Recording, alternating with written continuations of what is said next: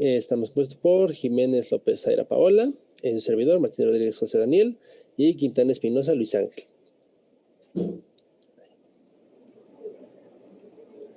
Ok, vamos a empezar primero con la otitis externa.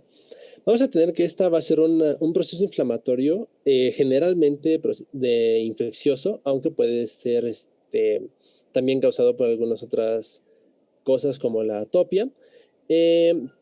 El de los principales agentes que van a causar esta inflamación o esta infección es la Pseudomonas aeruginosa y el Staphylococcus aureus. Vamos a tener que es una enfermedad bastante común, ya que puede afectar hasta el 10% de la población en general. No tiene como tal un grupo etario, pero el 44% de los casos va a ser en menores de 18 años y el pico de va a ser en un rango de 5 a 12 años. También va a haber una mayor frecuencia en personas nadadoras o que practiquen la natación. Y el 80% de todos los casos se va a dar en climas húmedos o climas calientes. Ya con estos dos datos podemos ver que la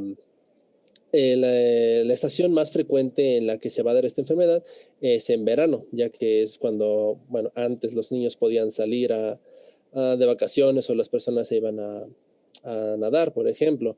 Entonces es cuando estos factores de riesgo se acentuaban y entonces la enfermedad prevalecía mucho más. Factores de riesgo tenemos principalmente el exceso de humedad en el conducto. Tenemos también la limpieza excesiva, personas que lleguen a limpiarse demasiado los oídos, quitarse el cerumen. Conductos estrechos, que el conducto de tipo externo sea o tenga un diámetro muy pequeño, por lo cual favorezca la acumulación de agua o de humedad en él, y los traumatismos locales.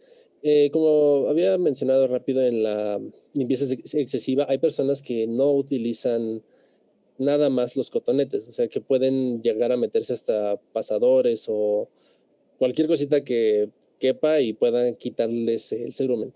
Esto genera pequeños traumatismos en el conducto externo, lo que va a favorecer la entrada de estos organismos y que se genera una infección.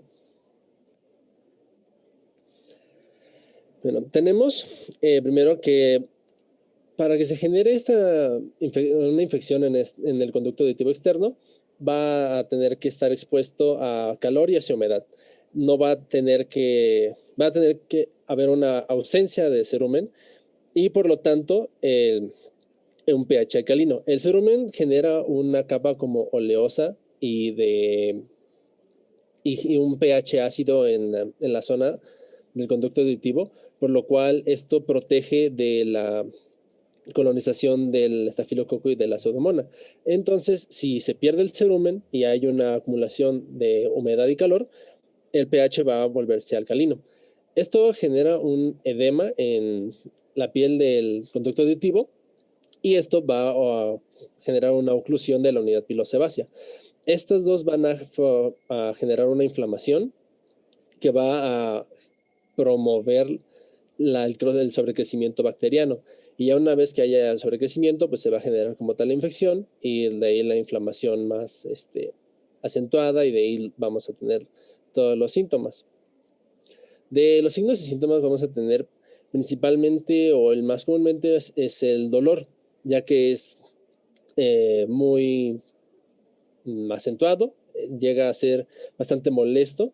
También vamos a tener que el paciente no va a tener una disminución de la audición, por lo mismo de que la inflamación va a disminuir la luz del conducto. Entonces, esto va a generar que haya una disminución de la audición. Vamos a tener que también va a haber una utorrea, prurito y eritema. Estos van a ser muy visibles y por lo tanto no va a ser como muy recomendable utilizar un otoscopio, ya que pues por lo mismo no va a poder entrar al conducto y va nada más a lastimar al paciente, ya que únicamente tirando el pabellón auricular va a generarle dolor al paciente. Entonces lo mejor es no introducir nada más pues luz para poder ver cómo está el pabellón auricular. La oclusión va a ser variable, puede ser muy pronunciada como aquí en la imagen o no tanto. Y va a haber unos cambios en la piel. Aquí podemos ver que pueden llegar a ser hasta celulitis.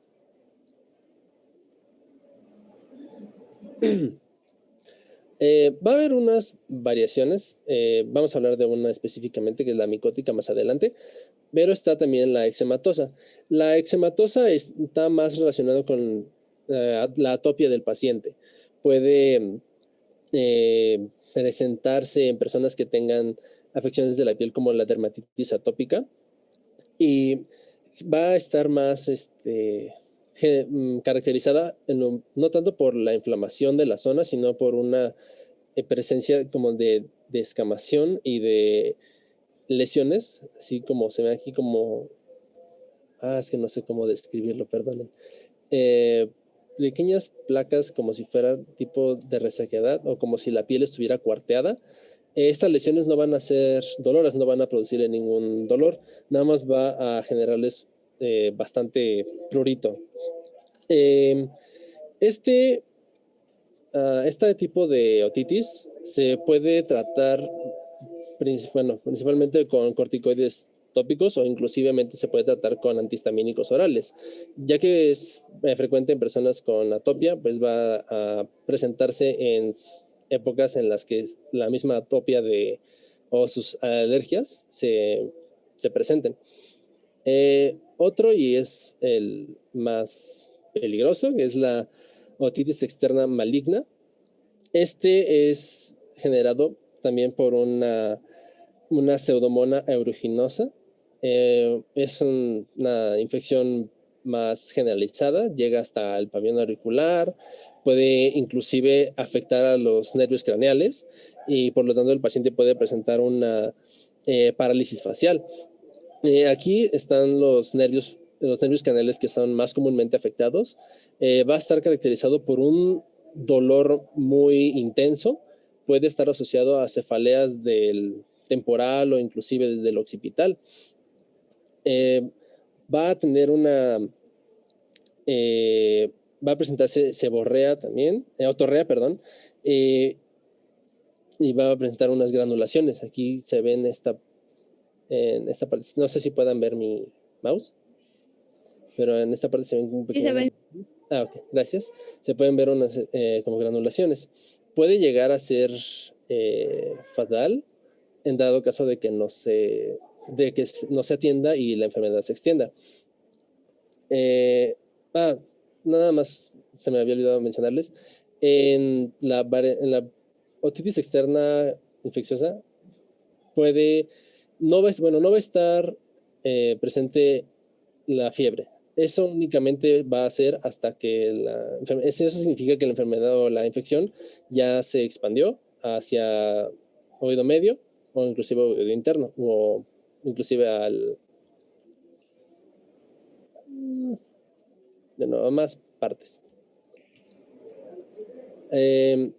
Esta es había visto que puede ser útil el diagnóstico por el tecnesio 99, ya que puede llegar a afectar hueso. Puede causar una osteitis, perdón, que no lo dije bien, y es una forma de diagnóstico bastante precoz para dictaminar qué tanto se ha extendido esta otitis maligna. Otro es la gammagrafía, pero eso es más como para ver si ver la evolución, si el tratamiento está funcionando o no, y ver qué tanto se ha extendido o cómo se ha remitido.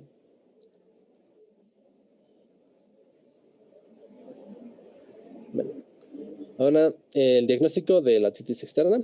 En general, no. Principalmente va a ser físico, un examen físico, ya que como mencioné en los signos y síntomas, pues va a presentarse la otalgia, va a ser de un inicio bastante rápido, puede llegar a ser hasta en 48 horas, va a haber una sensación de calor local por la inflamación. La otoscopia no es viable ya que puede generarle mucho dolor al paciente. La otorrea va a ser de un líquido blanquecino, puede hacerse cultivo de de este líquido para determinar qué tipo de microorganismo es el que está infectando. Y como mencioné antes, la presencia de fiebre va a hacer que el compromiso es más allá del conducto. Y luego tenemos ya el tratamiento. Tiene que hacerse un debridamiento atraumático de la zona para disminuir el edema. La analgesia puede hacerse con AINES o inclusive con esteroides tópicos. Principalmente vamos a utilizar gotas con preparado. Puede ser con ofloxacino o ciprofloxacino, una mezcla. Estos se utilizan solos, no tienen que mezclarse. Los preparados van a ser con polimixina B y neomicina. Estos son los medicamentos utilizados para la Pseudomonas aeruginosa y el Staphylococcus aureus. Las gotas no tienen que utilizarse o están contraindicadas en pacientes que tengan perforación de la membrana timpánica o que tengan antecedentes de que se las haya perforado anteriormente. En estos casos utilizamos preparaciones tópicas de la zona. En dado caso de que el conducto auditivo esté muy estenosado o la luz esté muy reducida, se va a utilizar una mecha. La mecha es una como bolita de algodón que va a tener el objetivo de que pasen las gotas hacia el oído medio, perdón, no el oído medio, sino la parte media del conducto externo, y ahí pueda mantenerse de 2 a 3 minutos. Y en dado caso de que no se utilicen gotas, pues el mismo tratamiento tópico va a estar en la mecha. El tratamiento tiene que extenderse de 7 a 10 días y pues puede hacerlo el médico general en dado caso de que pueda, si no, remitirse hacia el otorrino. ¿Hasta aquí alguna duda?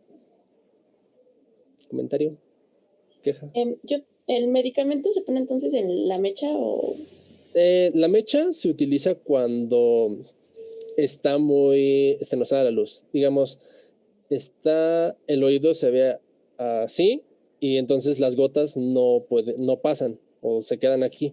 Luego el paciente igual por lo mismo no puede ver qué tan ocluido tiene el conducto auditivo, entonces se ponen las gotas y nada más cae en esta parte de acá y no entran y entonces se salen las gotitas y el medicamento no hace efecto. La mecha entonces se pone en esta parte de acá y permite que las gotas pasen pasen a la parte, digamos, de atrás de donde está la inflamación.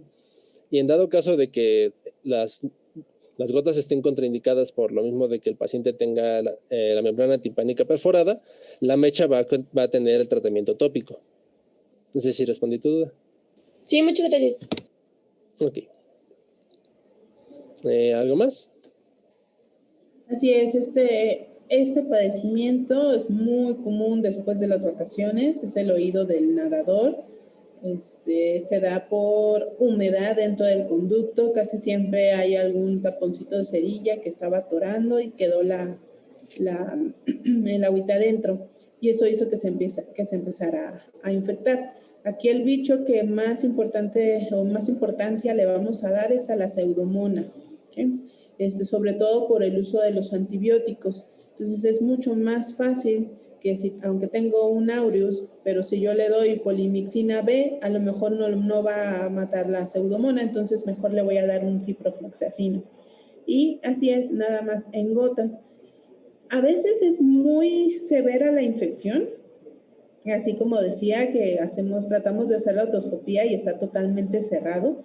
Ahí vamos a conjugarlo con tratamiento sistémico. Vamos a dar ciprofloxacino vía oral más sus gotas, o incluso si el paciente tiene, como decía, la membrana timpánica rota, entonces podemos dar ciprofloxacino vía oral y ponerle sus mechas.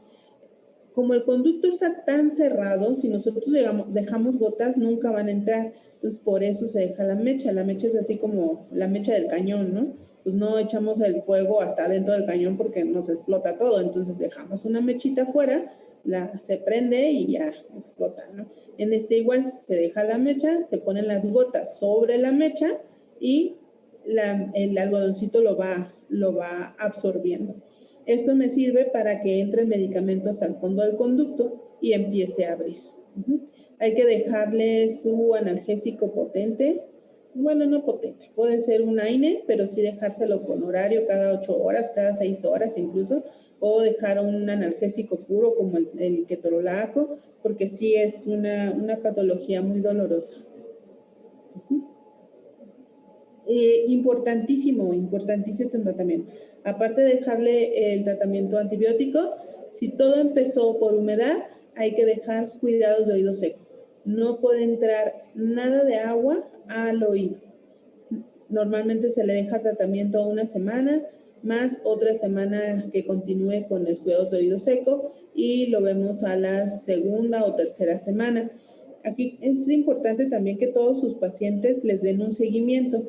Muchas veces van a tener a lo mejor una gripa y pues, a lo mejor ya no lo tengo que ver, pero cosas así sí hay que darles un seguimiento. Es importante para que también el paciente se sienta atendido, ¿no? Como que, ay, sí le importó al doctor y me citó para ver si ya me mejoré, ¿no? ¿Cómo estoy?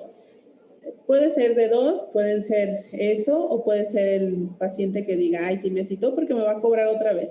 Bueno, ahí sí ya depende de cada quien, ya si quieren cobrarle o le cobran menos o no le cobran, pero sí es bueno que tengan una retroalimentación de su tratamiento. Entonces, normalmente dejamos el tratamiento, dejamos al paciente, le decimos qué puede pasar, qué no puede pasar, qué va a sentir, a partir de cuándo va a sentir la mejoría. Por lo menos casi todos los tratamientos es después de los 3 días, no es tampoco inmediato. Aquí a lo mejor sí vamos a quitar inmediatamente el dolor, pero la infección pues no se le va a quitar al siguiente día, ¿no? Entonces normalmente lo citamos 2 semanas para ver ese conducto. Si ese conducto ya está amplio, ya está limpio, entonces pues ya lo podemos dar de alta. Y así supimos también que nuestro tratamiento funcionó. ¿Ok? Muy bien. A ver. Síguele. Bueno, ahora vamos a empezar con otomicosis. ¿Le das la que sigue, por favor, Dani? Bueno, primeramente tenemos que la otomicosis igual va a ser un proceso inflamatorio del conducto auditivo externo y esto se va a deber pues por una infección con hongos y se menciona en la literatura que aproximadamente origina del 9% de los diagnósticos de otitis externa. La que sigue, por favor. Dentro de sus factores de riesgo, se mencionan que algunos importantes son antecedentes traumáticos, algunos tratamientos antibióticos previos que haya tenido el paciente, climas húmedos o calurosos, algunas situaciones de inmunodepresión y también eczema del conducto auditivo externo. Igual se menciona que aquellos pacientes que tienen diabetes mellitus, pues igual son propensos a tener otomicosis. La siguiente. Dentro de su etiología se menciona que tenemos 2 agentes que son los más importantes para la producción de esta patología. Se menciona que en el 80% de los casos el agente etiológico más común va a ser Aspergillus. Dentro de pues tenemos Aspergillus flavus y Aspergillus niger, mientras que Candida albicans va a ser el segundo hongo con más frecuencia. Cuando nosotros en la exploración observamos que el paciente va a tener como manchitas marrones o terrosas, nos va a dar un indicio de que el agente etiológico va a ser Aspergillus flavus. Mientras que cuando tiene algún aspecto algodonoso, como se puede ver aquí en la imagen, nos va a dar indicio de que es Cándida. Mientras que si el paciente tiene puntos negruzcos en el conducto auditivo externo y demás, ahí nos va a dar pues la pauta a que se trata igual de Aspergillus, pero de Aspergillus niger. La que sigue, por favor. Dentro de sus manifestaciones clínicas, pues el paciente nos va a referir que tiene prurito, va a tener sensación de plenitud auricular, igual va a tener otorrea, otalgia y por lo mismo va a haber una reducción de la audición. Se menciona que la otoscopía pues nos va a revelar las micelas y pues igual esto nos va a ayudar en el diagnóstico, ya que el diagnóstico principalmente va a ser pues con el examen físico, aunque a veces lo que igual se puede realizar es un cultivo, pero pues no es muy necesario. Igual se nos menciona que en el conducto externo pues se va a encontrar eritematoso y va a haber detritos micóticos, ya sea, como les mencioné, estos pueden ser blancos, grisáceos o negros, y a partir de esto pues nos puede dar el indicio de qué agente etiológico se trata. La que sigue, por favor. Y bueno, dentro de su tratamiento, lo importante, algo muy importante es la limpieza del conducto auditivo externo, la acidificación del conducto y aplicación de antimicóticos. Dentro de estos, pues se menciona que algunos de ellos son clotrimazol, nistatina, ya sea en gotas ópticas o polvo. Como les había comentado Daniel, es igual importante que pues no esté perforada la membrana timpánica, igual para administrar gotas. Y otro es el ketoconazol y el itraconazol. Se menciona que es el antimicótico oral más eficaz contra aspergillus. La que sigue. ¿Alguna duda de otomicosis? La otomicosis, acuérdense, los hongos son oportunistas. Entonces, a veces también se presenta posterior a una otitis externa. Como dejamos cuidado, sí, por eso también hay que dejar los cuidados de oído seco, porque si dejamos nada más el antibiótico, pues sí, se va a morir la bacteria, ¿no? Pero probablemente pueda proliferar la cándida. Acuérdense que la cándida siempre anda por ahí y siempre puede proliferar, más si no dejamos un cuidado de oído seco. Entonces aquí lo más importante son los cuidados de oído seco.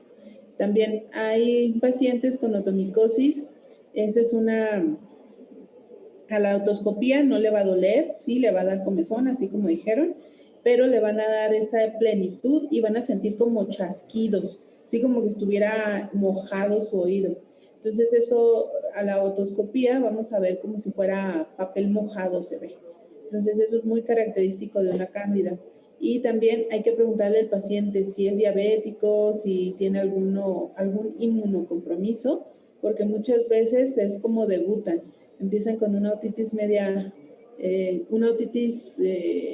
micótica, mando a hacer los laboratorios normalmente y ahí salen o están hasta las nubes de glucosa o algo está pasando.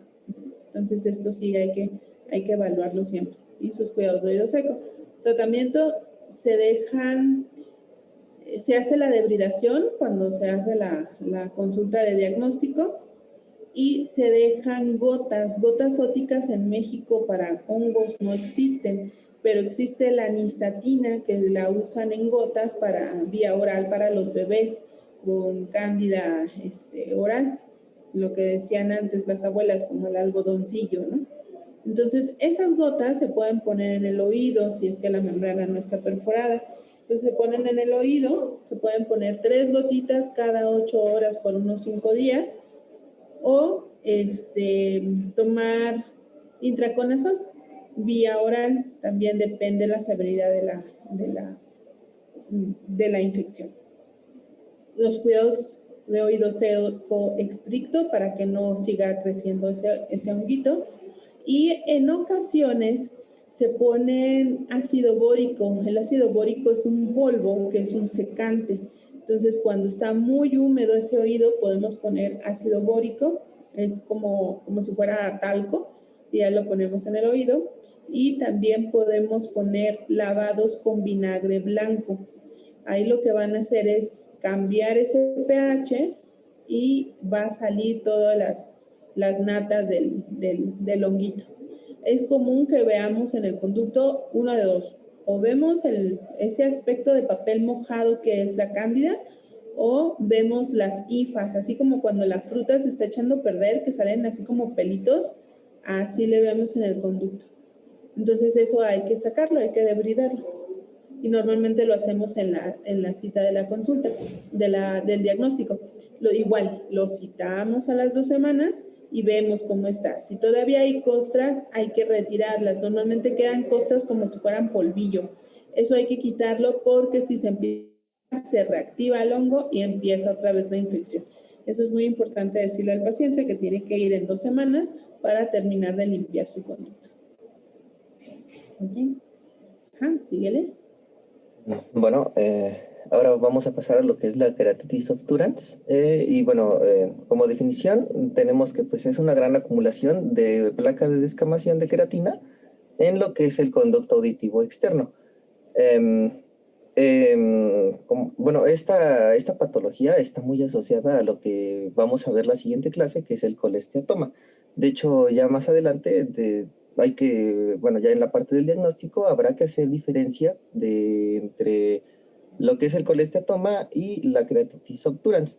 Y pues así nada más, como grandes rasgos, porque esa patología la vamos a ver mañana, es que el colesteatoma, a diferencia de este, se va a caracterizar por una invasión local erosiva de lo que es el tejido epitelial, pero hacia el hueso. Entonces, bueno, como podemos ver en las imágenes, en la imagen de la derecha, vemos que hay un taponamiento. Esto es pues meramente tejido epitelial, y pues llega a abarcar pues gran parte a veces de todo el conducto auditivo externo. Y bueno, es una forma de dermatitis, la cual pues va a haber una marcada inflamación también. ¿Le das a la siguiente, por favor? Por su incidencia, bueno, la prevalencia en realidad también es en pacientes jóvenes. Otra diferencia del colesteatoma, que el colesteatoma se va a presentar más en pacientes de una edad más avanzada. La incidencia se entraba entre los 5 y 20 años de edad. No quiere decir que no le dé a personas adultas, pero pues está más relacionada a un poquito de edades jóvenes. Y bueno, puede afectar a uno o ambos conductos auditivos. Y bueno, es más común que afecte ambos conductos a los niños. Hubo una prueba en la que bueno, se hizo como un estudio en el que a 44% de los pacientes adultos les llegó a dar bueno, en ambos conductos, llegó a afectar ambos conductos, pero al 90% de los niños llegó a afectar ambos conductos. Entonces, por eso es más prevalente que afecten a ambos en lo que son los niños.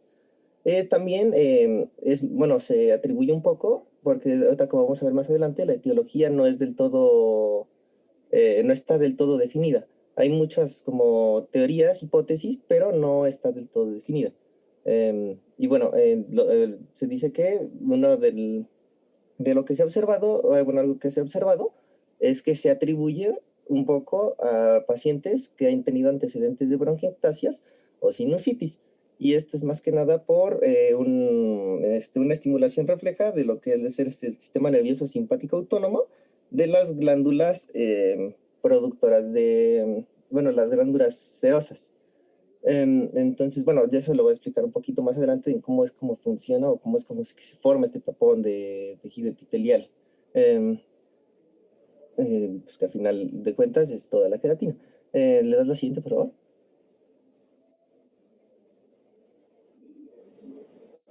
Bueno, como les había dicho, como les estaba diciendo, la etiología es de un origen desconocido y pues hay algunas hipótesis que dicen que se puede asociar a eczema, a dermatitis seborreica y a furunculosis, y todo esto nada más porque pues como estamos viendo es una afección de piel, ya que lo que se acumula es este tejido epitelial. Em, entonces, bueno, también dice que puede haber una alteración de la migración epitelial en la membrana timpánica. Eh, y esto, a su vez, se asocia a lo que es la hipoperfusión de la membrana timpánica, ya que se dice que esta hipoperfusión va a hacer que se altere esta migración epitelial, que es lo que va a hacer que se acumule. Mira, en la siguiente, por favor. Como les estaba explicando, ya la formación como tal de esta placa, si nos vamos a la imagen de la izquierda, pues podemos ver la membrana timpánica. Y si no sé si recuerden ustedes que la profesora nos dijo, bueno, la doctora nos dijo que la membrana timpánica tiene dos partes, una pars flácida y una pars extensa. Entonces, por parte de afuera, bueno, también que tenía tres capas, la membrana timpánica. Y pues la capa de afuera es epitelio. Entonces, hay un mecanismo de autolimpieza por parte del epitelio en el conducto auditivo, el cual va a ir de adentro hacia afuera y principalmente de arriba hacia abajo. Se dice que pues la migración, lo que les comentaba, que podría estar alterado, esa migración de epitelio, lo que va como sacando todo ese epitelio que va muriendo, pues va en un sentido de arriba hacia abajo, inicia desde la pars flácida, baja la pars tensa, y ya después por todo el conducto auditivo externo hasta que sale, como podemos ver en la imagen de la derecha. Lo que pasa es que al estar alterado esto, esta migración no se da y se empieza a acumular este tejido en lo que es el conducto auditivo, formando pues una capa chonchota de lo que es queratina, la cual pues en la parte de la histología se dice que se ve en forma de capas de cebolla. ¿Por qué? Porque tiene un inicio en el que se empieza a acumular de adentro hacia afuera, o sea, se forma primero una capita adentro, que son las células epiteliales más viejas, y después se va hacia afuera y pues, se va acumulando, acumulando, acumulando hasta que se vuelve muy grande, y mismo pues es lo que causa los síntomas de esa patología, que van a ser principalmente la otalgia y la hipoacusia, que si bien, como bien vemos, todo está en conducto auditivo externo, entonces va a ser una hipoacusia de tipo conductiva. Y bueno, puede acumularse tanto tejido que va a llegar a causar lo que es puede llegar a causar lo que es una deformidad ósea. Y bueno, obviamente, pues al estar al haber como, bueno, se dice que al estar la presencia de todo este tejido, va a propiciar que se genere aún más. Y también que cause como inflamación. Bueno, que más bien va a estar en un estado inflamatorio toda esta zona. Y al estar también en estado inflamatorio, también es propenso a que se infecte. Entonces, es una complicación. Bueno, de todo eso pues, se puede complicar a que también tenga una infección de oído. ¿Le das la siguiente, por favor? Como les estaba mencionando, en la histopatología se dice que se ve un poco en lo que son capas de cebolla, porque las células viejas se van al centro y las células epiteliales nuevas se van hacia el exterior. De hecho, ya en la revisión porque esto pues, lo checas principalmente con lo que es ay, se me fue el nombre, el otoscopio, pues lo que se va a observar es que al centro de toda esta masa se va a ver más café que al exterior. Esto es porque simplemente en el centro va a estar acumulado todo el tejido viejo, y pues al centro va a estar el nuevo, que pues, se va a ver más blanquito, como más amarillito, blanquito. Bueno, dicen que es blanquecino. Y sí, al centro se va a observar un poquito más oscuro, como más cafecito. ¿Le das la siguiente, por favor?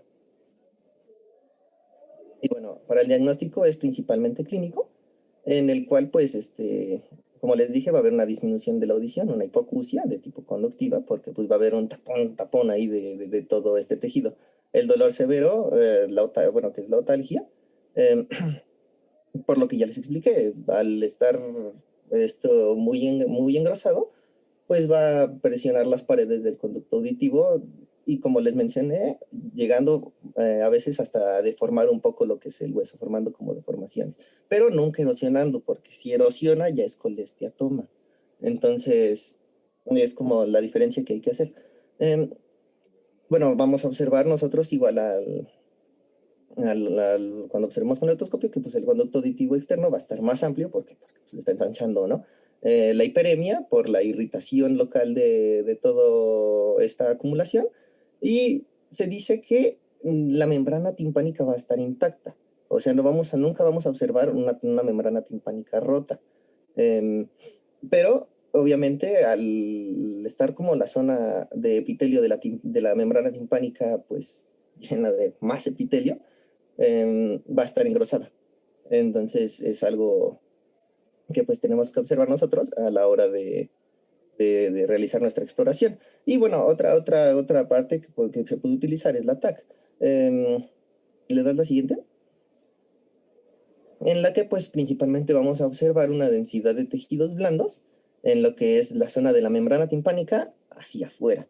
Y bueno, aquí les traigo 3 ejemplos en donde de izquierda a derecha, bueno, en la imagen de la izquierda podemos observar que hay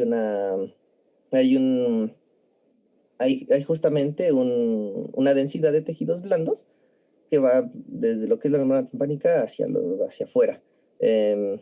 Y bueno, en este caso no está erosionando el hueso. De hecho, casi no se hace la TAC más que cuando sospechemos si hay erosión de hueso, ya que si hay erosión del hueso, lleva un manejo distinto, ya lleva el manejo de colesteatoma, ya no lleva el manejo de queratitis obturans. Entonces hay que observar eso. Ya en la imagen de abajo podemos ver que, bueno, de medio abajo, hay dos cortes, el axial y el coronal, e igual se puede ver del lado izquierdo la densidad de tejidos blandos. ¿Quién tiene el cursor? Daniel, hacia la izquierda. A ver, Dani. Arribita de lo que es. Arriba, eso. Ahí está esa es la densidad de tejidos blandos. Se ve en la de arriba, en la de arriba, en la donde dice sete axial, y en la de abajo también, en donde dice sete coronal. Le puedes dar, puedes señalar la de abajo. Es eso también, justamente es eso. Vean. Eso es la densidad de tejidos blandos. Aquí está la densidad. Aquí está la otra densidad. ¿Cómo hizo eso? Acá está la otra densidad. ¿Sí lo ven? Entonces, este es el conducto auditivo externo. Este. Y este. Ajá. Entonces está tapado por pura queratina. Vean, ¿se acuerdan del scutum? Vean aquí cómo está el scutum íntegro. No hay alteraciones del scutum, por eso es como dice, ¿no? Muy bien, Luis, muy buena clase. Nada más empieza a expander, no erosiona. Entonces aquí vean el scutum cómo está íntegro y todo el conducto, vean el del otro lado cómo está. El del otro lado está abierto. Pero vean, está totalmente pues, cerrado. Entonces, pues sí, va a dar una hipoacusia de tipo conductivo. Vean, el oído medio está limpio.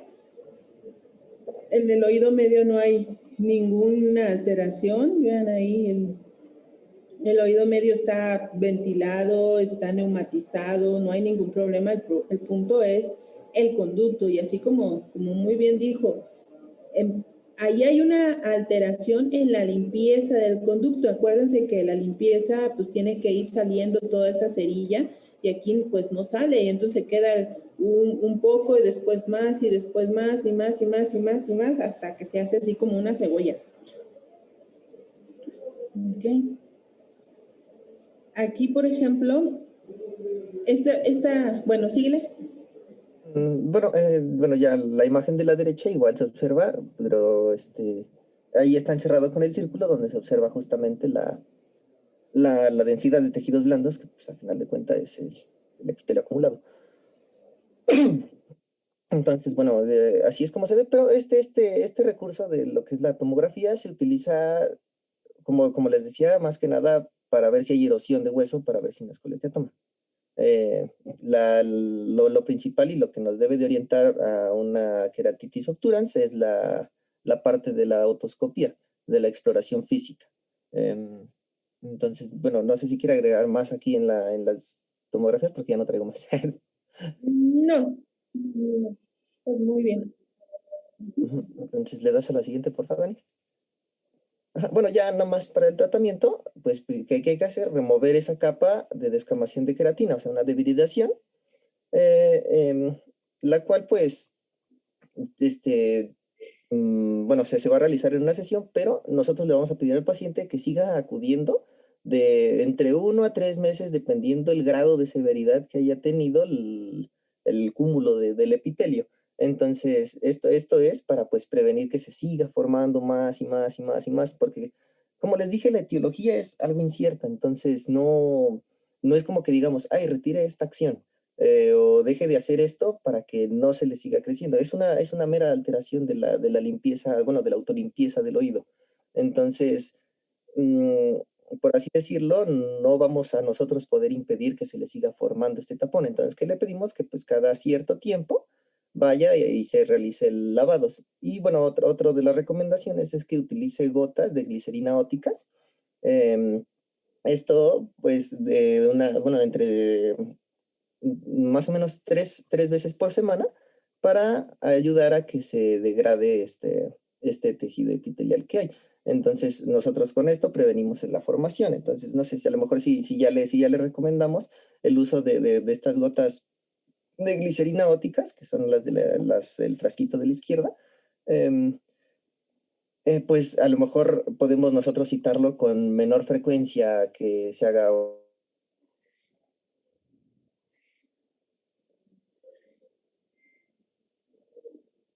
Ya se trabó. el tapón. Bueno, se dice que hay que utilizar los corticosteroides de uso local, o sea, gotas óticas de hidrocortisona. Esto, pues, porque hay una inflamación muy marcada, como les estaba diciendo, pues el hecho de que esté todo apretado ahí va a causar inflamación, va a causar hiperemia, entonces, pues, necesitamos, pues, controlar un poco eso.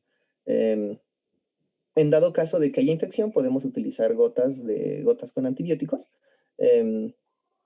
Y bueno, la imagen de la izquierda nada más es bueno, ya una vez que se realiza esta es la primera debilitación, o bueno, cuando remueven la capa de descamación, se dice que hay que poner un tapón con lo que es, bueno, la solución es isodine, que es un antiséptico, y también, en dado caso, pues con antibióticos y corticosteroides de uso local. Simplemente eso es en la primera sesión, así es como podría terminar lo que es ya sacar el tapón pues, en la primera sesión. Y pues ya sería todo por parte del tratamiento y pues creo que también aquí acaba la exposición. Lo que sí he utilizado es lidocaína. Cuando estoy quitando ese taponzote, sí les duele mucho. Sí, Entonces, se me pasó a decir. Que sí, de hecho sí lo menciona bueno, de donde saqué la información, sí justamente menciona que a la hora de realizar el procedimiento hay que utilizar anestesia local, porque sí es muy molesto hacia el paciente. Entonces, sí, se me pasó por completo. Gracias, doctor. y lo pongo en spray, no ni siquiera inyectado en spray. Ujú. A ver, regrésate donde está el conducto.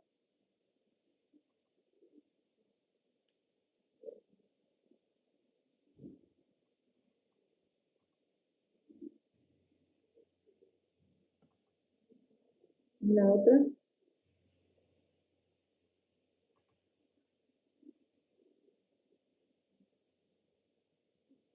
A ver, otra.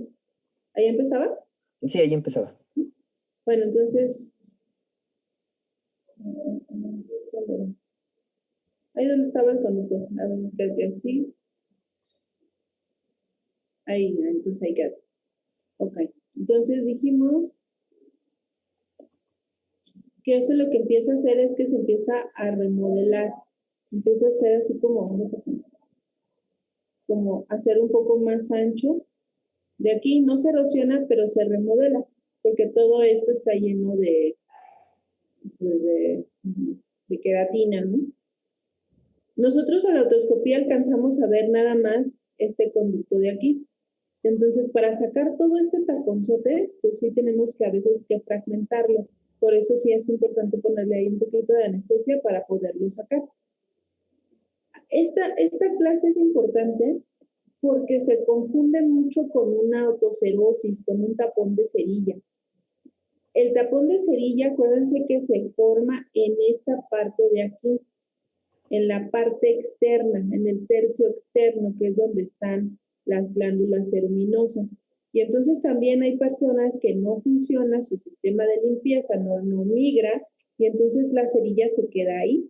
Y entonces es muy fácil retirarla, pues hacemos un lavado óptico, que el lavado óptico se hace con una jeringa, con agüita tibia, un recipiente y el paciente sentado.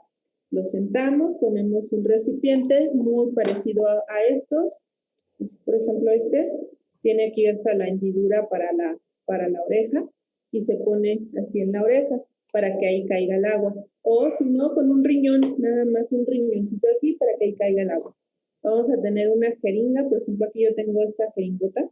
Esta jeringa es de 60. Entonces puede ser con una de 20. Y un punzo negro o un punzo naranja. ¿Ok?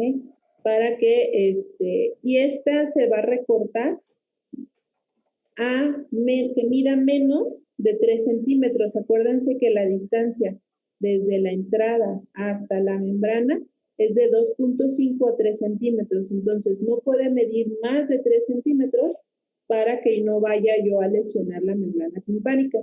Entonces, con eso voy a hacer el lavado. El lavado se hace con agua tibia. Entonces, que a lo mejor mi tibio no es el mismo que el tibio de Sara o el tibio de Dani, no sé. Entonces, lo que vamos a hacer es poner agüita a calentar. Y voy a meter el dedo. Cuando yo sienta, entonces cuando le pongo agüita caliente, luego le pongo agüita fría. Entonces, cuando yo ya no sienta ese choque de la entrada del agua, o sea, que ya no lo siento ni muy caliente ni muy frío, eso es la temperatura ideal. Y entonces con esta agarro el agua y se la pongo en el conducto. El catéter, el diámetro del catéter me va a dar la fuerza necesaria para poder sacar el tapón sin dañar la membrana timpánica. Si pongo un catéter más delgado, el chorro va a ser más potente y puede dañar la membrana. Si es mucho más grande, pues entonces es tan aguado que ni siquiera tiene la fuerza para sacarlo. Entonces, que sea un catéter negro o un catéter naranja. ¿Okay? Y normalmente cuando hacemos esos lavados, pues ya sale todo, ¿no? Hay que hacer otra vez la rectificación de la orejita, hacerla hacia atrás y hacia arriba para rectificar ese conducto y que pueda entrar el agua y sacar. Cuando hacemos la otoscopía vamos a ver como algún recoveco a los lados, hacia ahí vamos a dirigir el agua para que entre atrás del tapón y lo bote. Cuando ya llevamos varios jeringazos, no sale nada, el tapón está más blanquecino, empieza a salir como pequeñas hojuelas, entonces ahí nos damos cuenta que no es un tapón de cerilla, es una queratitis obturans. Y entonces ahí nos podríamos estar todo el día echándole agua y no va a salir. Entonces ahí es cuando vemos que esto ya no se comporta como una atosclerosis normal y entonces va a ser una queratitis obturans. ¿Qué es? Que toda la queratina se fue quedando en el conducto y entonces se hizo un tapón grandote, pero no de cerilla, sino de queratina. Entonces ahí hay que debridarlo. Eso es muy común porque los tapones de cerilla pues, son comunes en la consulta externa. Si no sale tan fácil, hay que pensar que sea una queratitis obturans. ¿Ok? ¿Alguien le han hecho lavado de oídos alguna vez? ¿No? Sí. ¿Sí? Entonces, ¿qué se siente? Pues raro, ¿no? Bueno, porque sientes el líquido que está en tu oído. Y a veces como que no sé cómo se dice, como que te mareas, no sé. O sea, como justamente cuando no le atinan a la temperatura, ¿no? Exacto. Cuando el agua es muy caliente o muy fría, puede llegar a marear. Entonces sí hay que hacerlo como con una temperatura, se supone que debe ser a la temperatura corporal, pero pues no vamos a estar ahí con el termómetro. Entonces nada más agüita, meto mi dedo, ya que no se sienta ni muy fría ni muy caliente, ahí yo voy a empezar. Y hay que preguntarle primero al paciente, lo vamos a poner primero en el óvulo, porque si no echamos caliente y quemamos al paciente. Entonces le ponemos en el óvulo, a ver, ¿cómo lo siente? ¿Lo siente muy caliente? No, pues que no. Ah, bueno, entonces ya lo empiezan a hacer. ¿Ok? Eso es, les digo, es un procedimiento común en la consulta del médico general. Nada más que sí hay que tener los aditamentos adecuados. Muchas veces luego quieren quitar el taponcito con una Kelly y en vez de quitarlo, pues lo meten más. Entonces ahí ya les dije que necesitan una jeringa de 20, un punzo negro, agüita tibia y un recipiente donde vaya cayendo ahí el agüita. ¿Okay? Se siente raro, se siente como cuando entran a la alberca y se les mete agua, así se siente.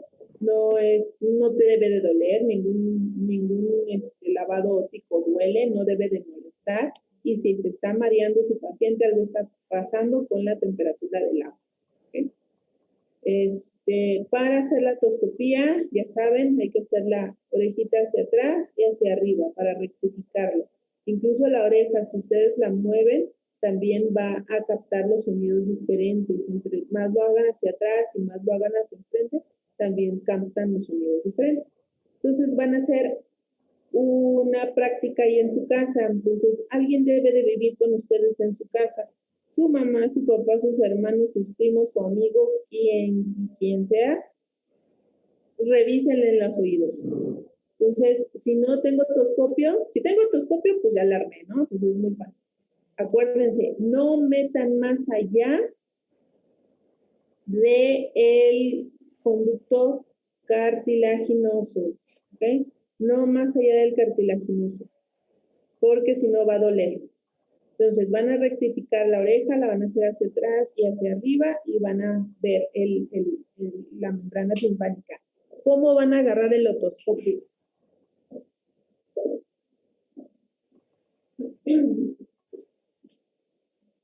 Si yo lo agarro así, voy a tener toda la fuerza en la mano y puedo llegar a lastimar. Entonces lo voy a agarrar como si fuera una pluma, como si yo fuera a escribir. ¿Okay?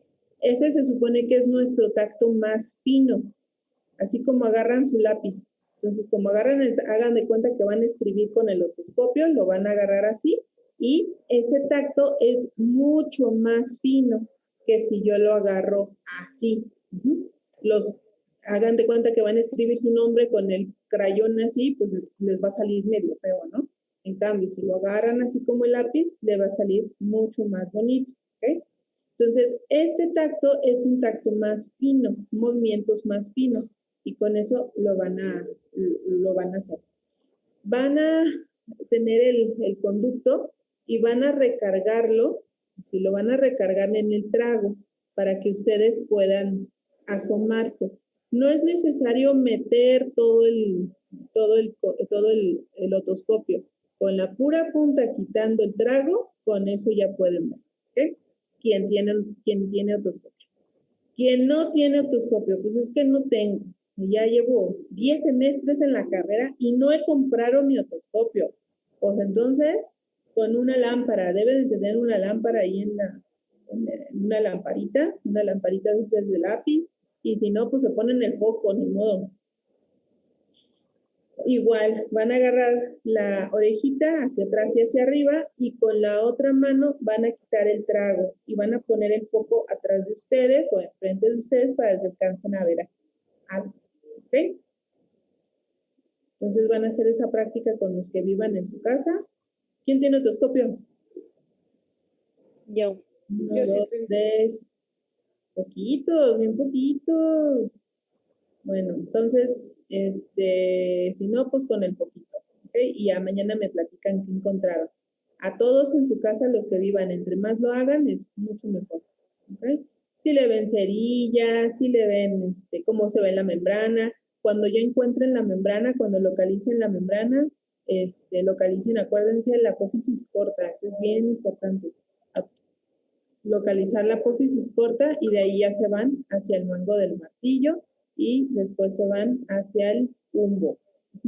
Y identificar la paz plácida. ¿Ok?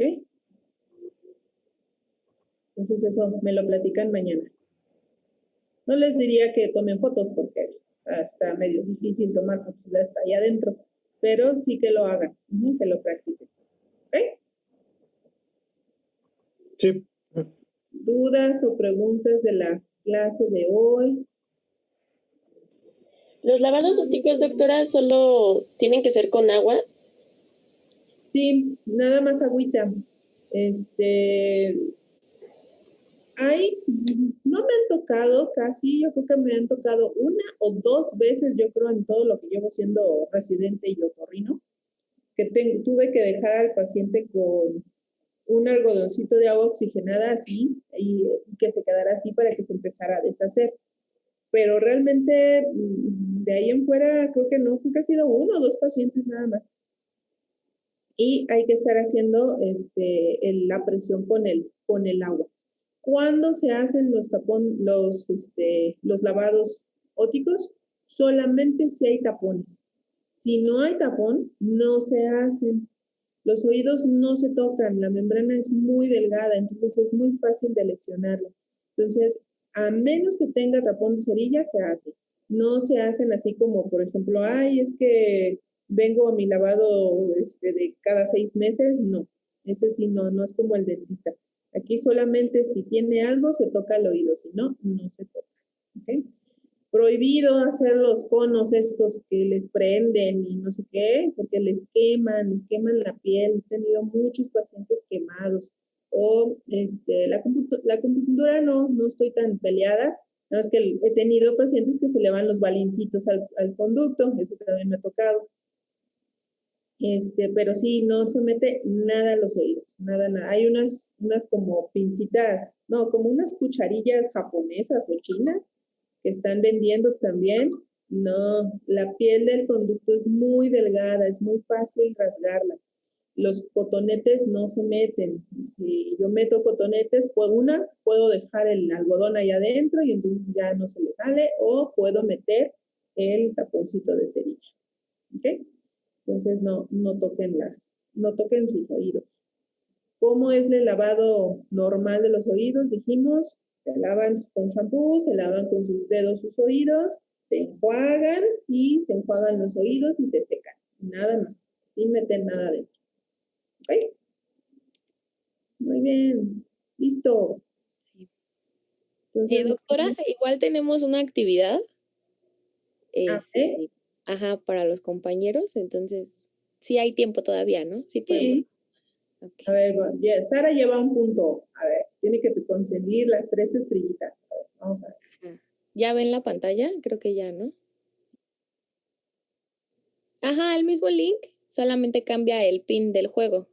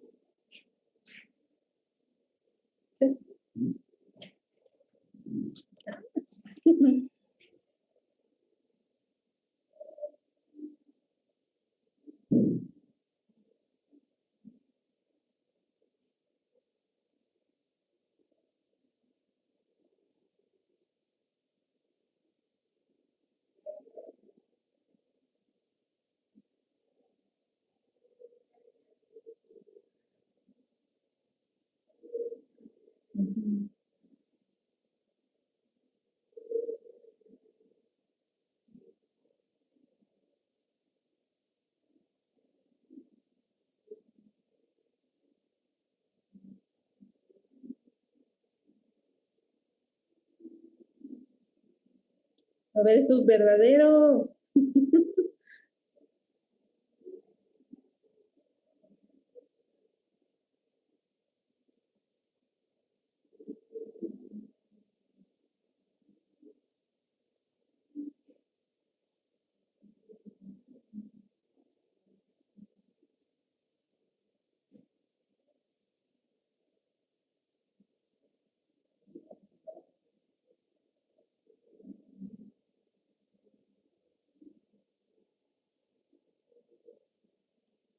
Esa es como una tricky question.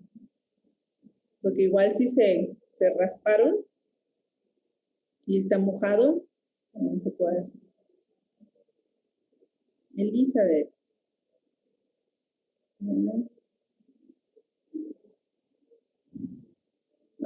Es Uri, muy bien. Entonces Uri y Sara van ganando. Ajá. Ok. Bueno, y Pau, porque ella los hace.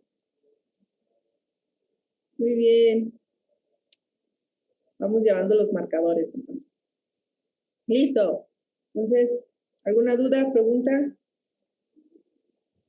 Creo que no, doctora. Todo bien. ¿Alguna inconformidad con el quiz de ahorita? Ok. Ahí en la pregunta de principal causa de automicosis, a lo mejor podría ser los dos, la cándida y la aspergillus. Es uno u otro. A lo mejor si pondríamos cándida, no sé, con alguna otra, pues a lo mejor no, porque son los dos más comunes. Ok, muy bien. Bueno, pues nos vemos mañana entonces.